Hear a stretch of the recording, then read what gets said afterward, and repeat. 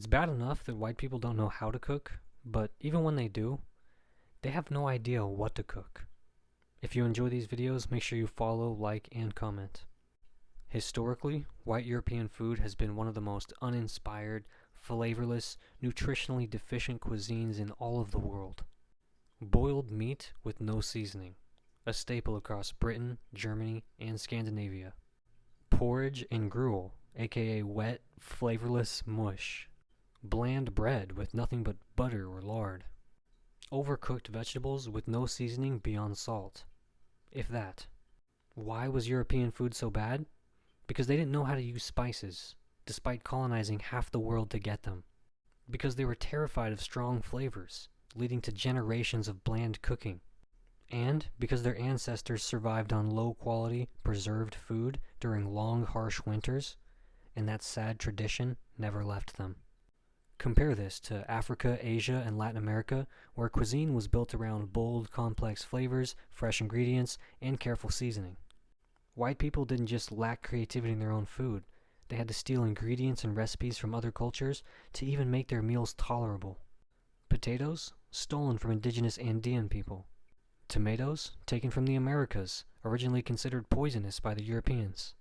Pasta, brought to Italy from China through Arab traders. Coffee comes from Ethiopia and Yemen. White people just mass-produced it. Tea, stolen from China and India, then repackaged as a British staple.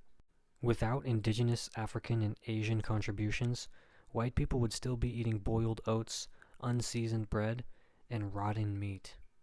White people might have access to every ingredient in the world, but they still have no idea what to do with them. Instead of learning to mix flavors properly, they dump cheese on everything to cover up the blandness. They dump random food together in casseroles with no regard for taste. They use canned or frozen food instead of fresh ingredients. They put raisins in everything. And somehow, their worst food experiments always become popular. Instead of respecting real cuisine, white people experiment with food in ways that should be illegal. Mayonnaise-based everything, salads, sandwiches, even fruit. Deep-fried butter, because apparently butter wasn't already unhealthy enough. Spaghetti with ketchup, a crime against pasta. Jell-O salads with vegetables and meat trapped inside. Pumpkin spice on things that shouldn't be pumpkin spiced. Meanwhile, they turn their noses up at flavorful dishes from the Middle East, Africa, and Latin America, calling them too spicy or weird. Every time white people come up with a new food trend, it's just them copying and repackaging something non-white cultures have already been doing for centuries. Sushi burritos, just sushi with white marketing. Avocado toasts, Mexicans have been making tostadas forever. Barbecue, stolen from indigenous and African American pit smoking techniques. Fusion foods, white chefs throwing together random elements from different cultures and acting like they invented it. And of course, they profit off these stolen ideas while refusing to give credit. Even now, with endless cooking resources available, white people still don't know what to cook. They rely on fast food and takeout, even though they have full kitchens. They eat pre-packaged meals full of preservatives instead of cooking real food.